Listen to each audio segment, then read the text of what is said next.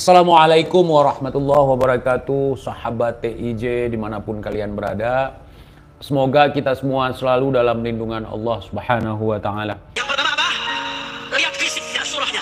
Mampu nggak dia menjadi pemimpin? Kuat nggak dia? Karena orang udah stroke, ngurus diri aja susah, mengurus bangsa. Udah stroke, mengurus diri aja susah, apalagi mengurus bangsa. Itu maksudnya ke Pak Prabowo. Terus yang cocok jadi pemimpin siapa? Seperti mertua ente. Pak Prabowo itu bukan stroke. Bukan. Beliau memiliki cacat fisik. Kenapa? Karena beliau wajar, jenderal tempur. Orang lapangan, orang perang. Sudah banyak perang yang dilakonin dia. Sudah banyak peperangan yang dianya terlibat. Mertua lu siapa? Perang mana? Perang bacot. Prabowo itu jelas seorang lulusan militer, pernah menjabat sebagai Danjen Kopassus, pernah menjabat sebagai Pangkostrat, pernah menjabat sebagai Menhan, sekarang menjabat sebagai presiden. Menantu presiden kedua Indonesia, bukan menantu imam cebol. Sekarang gue tanya sama lu Munif,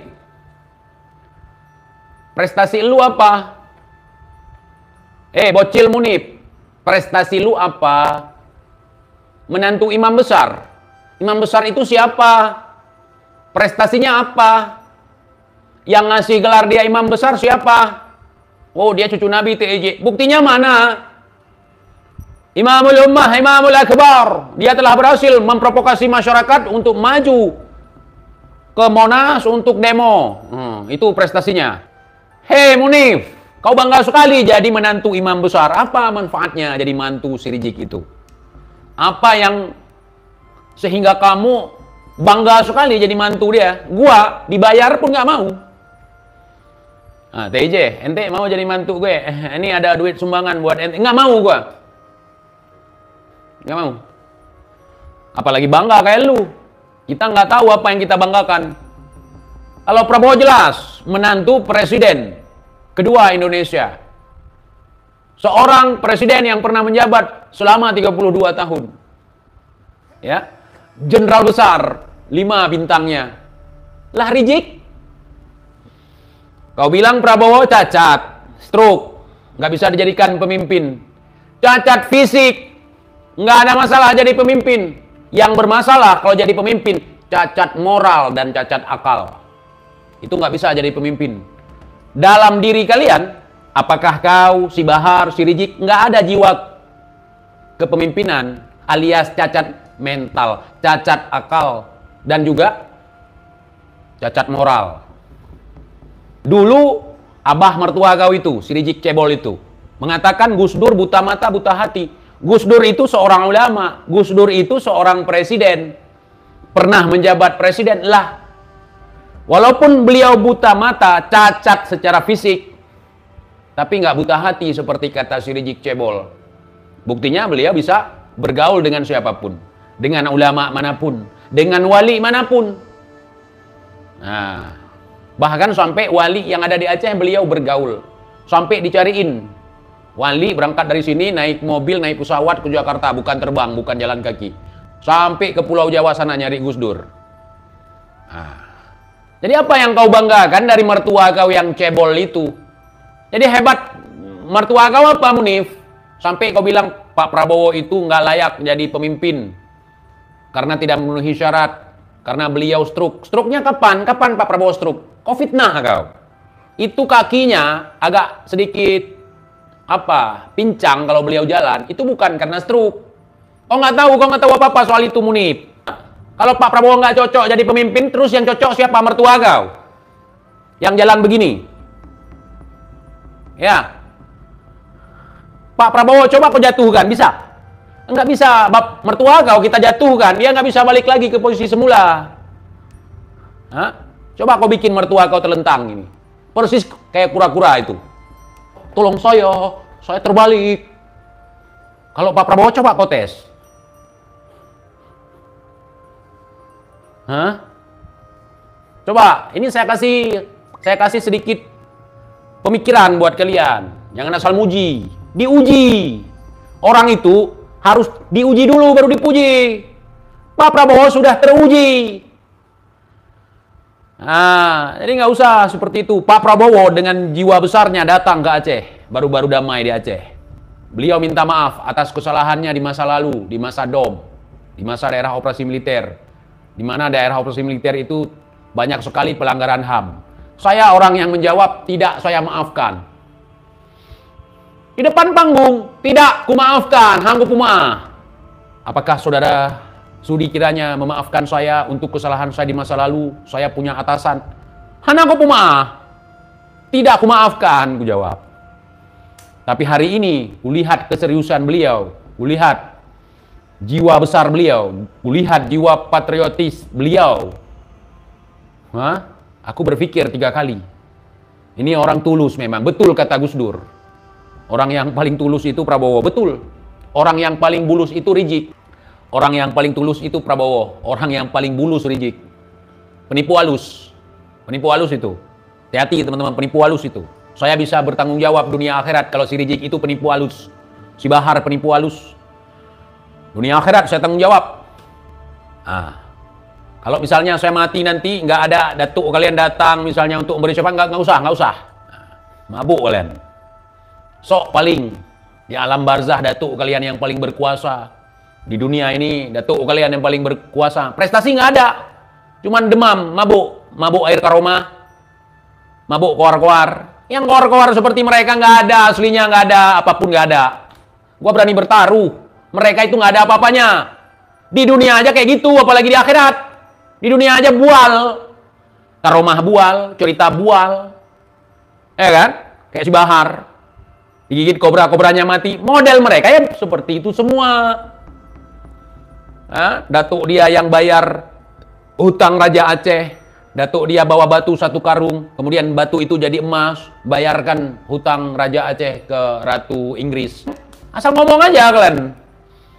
Kalau datuk kalian seperti itu, nggak mungkin kalian hari ini jadi pengemis, jadi pengemis, jadi pengepul sumbangan kuburan, gaya selangit, nggak menantu, nggak mertua, sama aja. Mertua agung-agungkan mantu, itu bukan dinasti, bukan. Dinasti itu yang melalui proses pemilihan umum. Misalnya Pak Jokowi, kemudian Gibran, itu dinasti. Oh iya ya, kalau si Munif sama si Rizik nggak ada perlunya mereka. Bukan pemimpin, bukan presiden, bukan ulama, bukan sampah ya. Sampah masyarakat, merasa diri sangat penting, merasa diri sangat terhormat. Kita lihat nanti 5 tahun ke depan. Bisa nyari makan lagi nggak kalian? Udahlah, para donatur, istirahat. Daripada kalian ngasih makan orang-orang itu yang ada perutnya makin buncit, lebih baik kau sumbangkan ke orang-orang yang membutuhkan, ke anak-anak yatim, fakir miskin. Jangan kau sumbangkan ke orang kaya yang sombong. Hidup dari sumbangan aja belagu. Hidup dari minta-minta sumbangan belagu. Gitu. Udah, stop aja. Ini Habib Muhammad sudah stop. Stop aja sumbangan ke mereka. Lebih baik bantu yang lain. Bantu orang-orang yang membutuhkan. Mereka koar demo. Sok paling berjasa. Padahal nggak ada, cuman gorengan mereka aja. Si Rizik kalau nggak saya halangi, dia berhasil membuat cerita dongeng bahwa dia yang mendamaikan perang di Aceh. Itu bohong, palsu, cerita hoax. Kalau saya nggak menghalau itu, udah dibuat sejarah versi mereka. Dan kibin-kibinnya mencoba untuk membungkam saya, nggak berani. Masalah ini kalian nggak bisa. Ini masalah sejarah kita baru saja terjadi. Jangan si Rizik itu yang ngeklaim sesuka hati dia. Si Rizik bilang dia yang buat proposal, makanya Aceh diberikan syariat Islam. Mana ada? Dia bilang dia yang mengusulkan supaya Aceh tidak perang, supaya pembagian hasil alam Aceh, hasil bumi Aceh 75-25. Mana ada? Bohong itu. Bohong itu. Itu bahkan dia sendiri dari mulutnya itu di pengadilan ngomong seperti itu. Nggak ada itu kawan, nggak ada. Yang mendamaikan Aceh dengan pemerintah, GAM dengan pemerintah itu tsunami. Tsunami. Kenapa tsunami? Karena tsunami membuka pintu bagi Uni Eropa untuk masuk ke Aceh. Nah, kalau nggak ada tsunami, nggak bisa masuk orang Eropa kemari, karena darurat militer. Nah, dideportasi semua orang wartawan asing, semua. Nah, apakah mereka aktivis, HAM, segala macam, nggak bisa masuk waktu konflik di Aceh. Jadi jangan ngebual, Si Rijik. Kalau ngebual itu di Jakarta sana, di Petamburan, di markas syariat itu. Kau bual di situ depan orang-orang bodoh yang kau kumpulkan jadi laskar kau itu. Kemari jangan ya, Dek ya. Jangan Jik ya. Itu depan-depan Munib. Enggih. Walid. Nah, depan si Munib, depan si Bahar. Si Bahar pun nggak mau dengar kau kalau di belakang. Kau yang takut sama si Bahar. Nah, jangan panik. Ini belum apa-apa, Jik. Ini masih ada perlawananku lagi. Nah, kau bilang sama si Alwi. Kalau TIJ itu jangan nanggung-nanggung, Wi. Kalau seandainya aku berhenti untuk membahas kau, apa kata dunia? Si TIJ kalah sama si Cebol, malulah aku. Segini badanku, segini tampangku, ya kan? Segini otakku, masa kalah sama Cebol? Hah? Masa kalah sama tukang obat? Masa kalah sama tukang minyak nyong-nyong? Apa kata dunia? Begitu kalau mau sombong, ya. Cuman gua nggak mau seperti itu. Contoh, misal, umpama, andai kata, apabila, ibarat, tuh, masa seperti aku ini, walaupun bukan orang perang tapi pernah merasakan hidup di medan perang, udah, hilangkan semua mimpi kalian, hilangkan. Kibin kalau maju kali kalian boleh. Nah, maju kali pingin membela si Rijik biar kau masuk surga. Sampai didoktrin bodoh seperti itu. Kita bodoh boleh, tapi jangan dibodohi orang. Getanyo bangsa Aceh, getanyo ane-ane Aceh, getanyo cuco daripada pejuang-pejuang. Jelas nek getanyo so. Jelas leluhur kita siapa.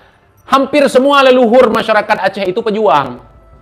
Yang ditulis cuma beberapa orang aja sebagai pahlawan. Sisanya kita ikhlaskan amal jariah mereka. Kok bisa kalian cium tangan orang tidak berguna itu?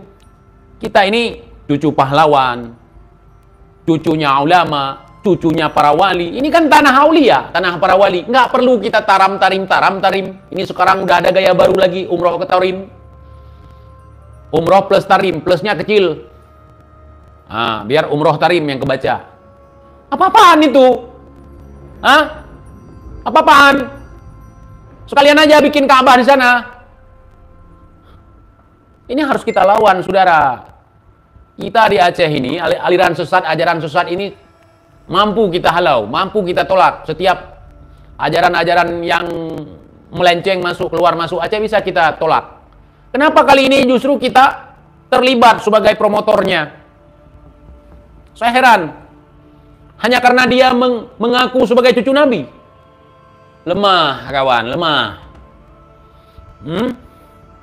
Sehingga kita harus ribut sama diri kita sendiri, sesama kawan kita sendiri, sesama jamaah kita sendiri, sesama bangsa kita sendiri hanya untuk membela sampah. Kalian nggak tahu seberapa jauh mereka menistakan agama Islam. Seberapa jauh mereka mengajarkan ajaran-ajaran yang menyimpang dari syariat Islam. Kau undanglah, kau kasih makan. Kalau belum punya bini, kau kasih bini. Iya, ya Aceh, janganlah kau receh. Ya Aceh, guna katedro gedung.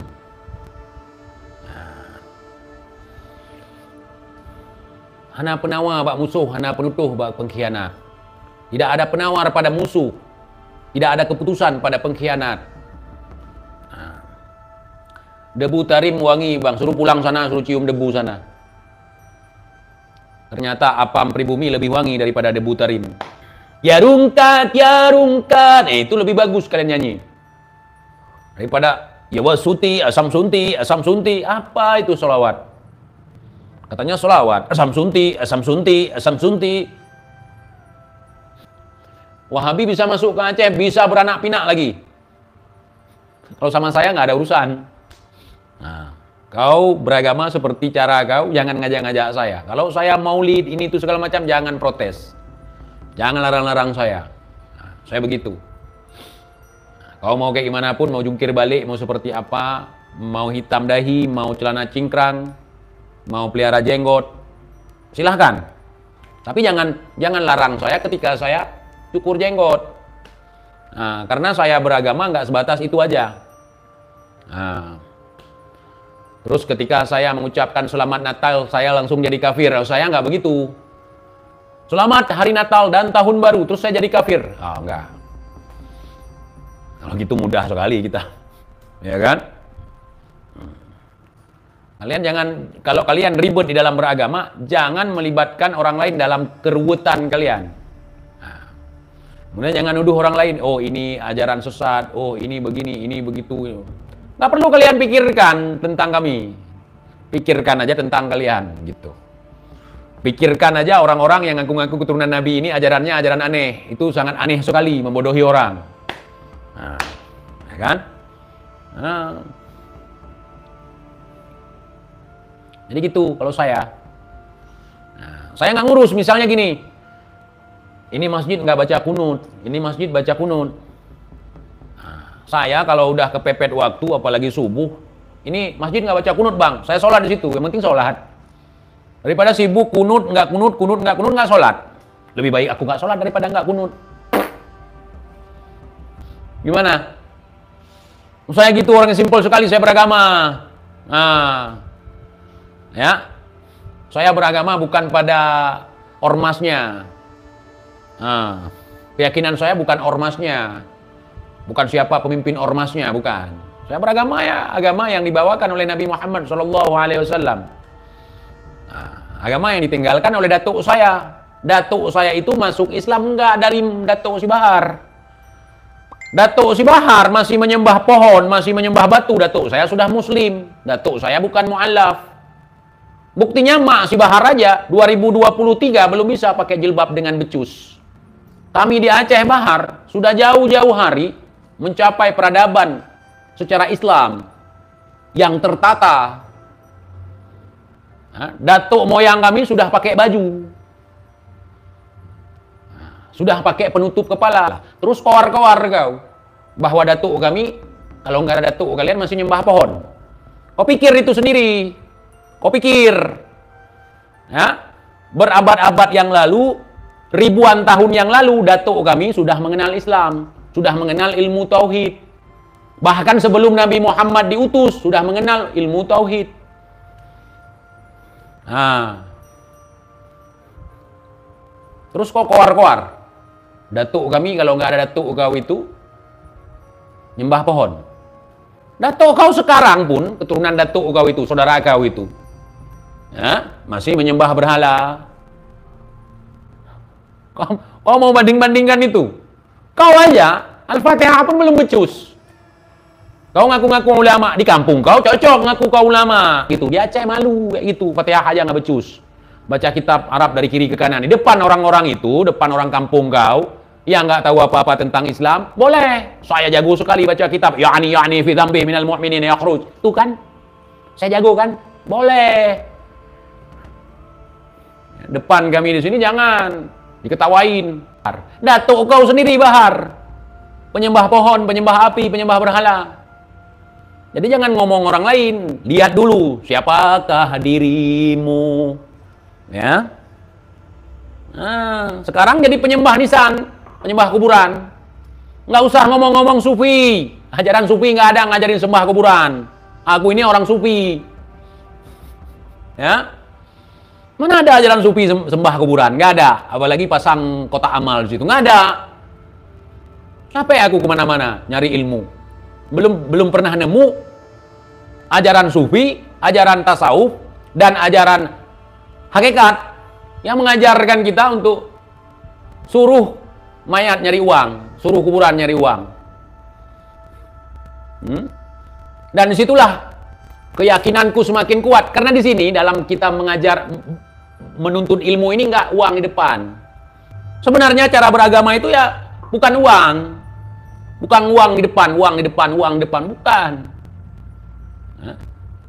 Ilmu, keikhlasan. Di situ baru sehari ketemu guru ini persyaratan nasi ketan sekian bungkus, potong ayam, potong kambing, uang 500.000 dalam amplop.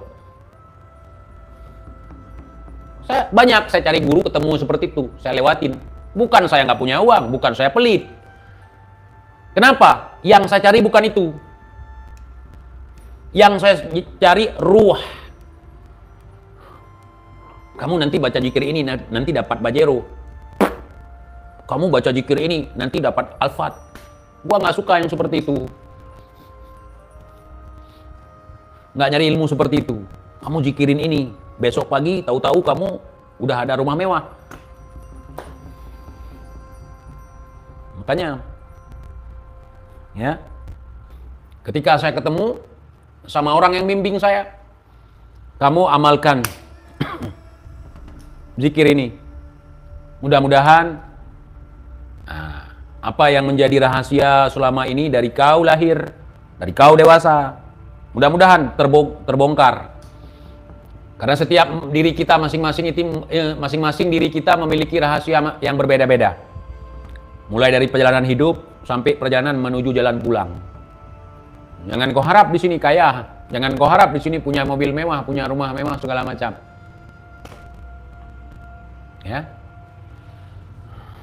Karena bukan uang. Itu yang diajarkan. Oh, kalau kamu ke tempat saya, kamu baca ini, kasih uang ke saya, kamu akan tenang nanti dalam barzah. Apa bedanya kita dengan mereka? Saya dapat guru-guru seperti itu. Nah, apa bedanya kita dengan mereka membuat surat pengampunan dosa? Beruntunglah orang-orang yang kaya, punya banyak uang, bisa dekat dengan Habib, bisa cium tangan Habib, bisa berteman dengan Habib, bisa bawa pulang Habib ke rumah. Menghargai ilmu itu nggak dijual, Bang. Ilmu itu tak ternilai harganya. Orang yang diberikan ilmu bukan karena banyak uang dianya, tetapi kesiapan dia untuk menerima ilmu itu. Saya banyak uang, saya pejabat, saya anak pejabat. Nih ilmu ini untukmu. Karena dia banyak uang. Bagus sekali kamu, amalanmu bagus. Karena banyak uang. Kan nggak gitu, saudara. Ilmu gratis dari Allah. Ya kan? Iya. Makanya doa aneh-aneh. Fulus, biar mulus. Harim. Haram itu bib, harim itu haram, harim. Maka saya suka sekali sistem pendidikan zaman dulu di kampung-kampung itu. Kita tidak dibeda-bedakan oleh guru kita. Kamu anak orang kaya, kamu anak tetangga, kamu anak saudara. Kalau kamu salah, tetap. Hanif, apa yang kau andalkan? Dari si bongsor, dari si cebol. Kau nganggar-nganggarin dia mertuamu. Kehebatan dia apa? Bisa mengkualatkan orang, bisa mengeluarkan emas dari tangan kanan, bisa mengeluarkan air dari tangan kiri, itu dajjal. Yang kau anggar-anggarkan dari si Unyil apa? Dari si Rizik. Misi seorang ulama itu, Munib, bukan untuk menghancurkan seperti mertua kau. Makanya aku nggak percaya dia ulama. Ulama itu menyelamatkan. Bukan ngajak membenci, ngajarkan provokasi, menghasut, menghina. Malah saking dia semangat sekali menghina orang lain, dia lupa yang dihina oleh dia itu dirinya sendiri. Masih ingat kalian si Rizik Cebol mengatakan Kiai Imad Yahudi pesek? Coba kau lihat hidung Kiai Imad dengan hidung si Cebol Rizik. Mancungan siapa? Mancungan siapa? Terus sama hidung TIJ. Gua pesek, tapi nggak lebih pesek dari elu, Cebol. Saya asli Kediri. Sayang sekali pondok terbesar di Kediri yaitu Lirboyo sudah dikangkangi Bang Alawi. Dzurriyyah sudah ternodai oleh Yahudi. Itu semua karena kebodohan Kiai. Nggak bodoh, Bang. Nggak bodoh. Bukan kiainya bodoh. Kiai mana mungkin bodoh. Silap mungkin, ya. Untuk itu yang belum silap jangan mau disulap. Ya. Apalagi menganggap si Rizik Sihab sebagai wali, sebagai pewaris Nabi, baik dari akhlak maupun fisik. Itu penistaan terhadap Rasulullah. Kalian percaya nggak? Kalau Rasulullah punya akhlak seperti Rizik, kalian mau nggak kalau Rasulullah fisiknya seperti Rizik? Sungguh membagongkan. Na'udzubillahi min dzalik. Na'udzubillah summa na'udzubillah kalau Rasulullah tampangnya kayak Rizik. Na'udzubillah summa na'udzubillah kalau Rasulullah akhlaknya seperti Rizik. Kenapa? Lihat sendiri fisiknya. Jadi kalau saya bilang fisik si Rizik, terus saya jangan gitu TJ, ente telah mencela ciptaan Allah. Kan gua nggak jela. Gua cuma bilang fakta, dia cebol. Mukanya hitam, hidungnya pesek, mata belok, pipi tembem, badan pendek, perut buncit. Persis celengan Semar. Di kampung abang apa masih percaya ke Habib? Di kampung saya dari zaman dulu sampai sekarang nggak ada yang percaya Habib dan nggak mau tahu tentang Habib. Nggak ada pendidikan tentang Habib. Nah, kalau ada Sayyid pun di kampung saya ya dari zaman dulu di kampung saya sampai sekarang nggak ada orang yang memperlakukan Habib wow begini begitu, nggak ada. Nggak ada. Nah, kuburan Habib gitu juga kita ziarah wajar. Nggak kita cium batu nisannya, kita bikin batu nisannya kayak kue, enggak, biasa aja. Nah, enggak ada di situ burung hinggap, burung mati, pesawat lewat, pesawat jatuh, enggak ada kampung saya. Orang kampung saya tanya pun tentang Habib nggak tahu dia dan nggak mau tahu. Yang dia tahu sejarah Nabi, kisah sahabat. Masalah Habib bisa terbang, memang seperti itu di kampung saya. Bukan karena baru-baru ini, bukan. Di kampung saya itu yang dihormati itu yang punya ilmu, bukan yang punya nasab. Yang punya ilmu, yang punya uang. Sebagian orang ya. Sebagian orang gitu. Yang punya ilmu, yang punya uang. Kalau nggak punya ilmu, minimal punya uang gitu. Bagi sebagian orang. Kalau bagi saya ya semuanya. Semuanya kita hormati, semuanya kita jaga. Semuanya kita lindungi. Semuanya yang sopan, yang beradab, yang berakhlak, walaupun tidak punya ilmu. Begitu di kampung saya.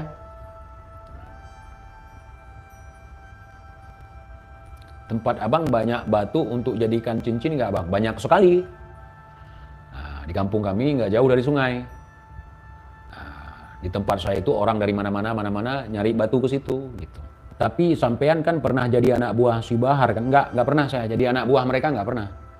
Saya pernah jadi kibin, tetapi tidak terdaftar. Tidak bergabung dengan FPI, tidak bergabung dengan geng Rizik. Cuman kalau ada Rizik ceramah, Rizik, khusus Rizik. Rizik ceramah ke sini ya saya kawal gitu. Jauh-jauh dari panggung gitu, nggak ada di panggung gitu. Nggak terdaftar. Kalau jadi anak buah enggak, saya nggak pernah jadi anak buah Rizik, jadi anak buah Bahar nggak pernah. Bahkan ketika ada acara baiat di kuburan Syekh Kuala itu saya nggak mau ketika pingin di baiat. Masuk aja, sekalian baiat, nggak mau. Nggak mau. Gitu. Saya nggak pernah jadi anak buah mereka. Nggak pernah.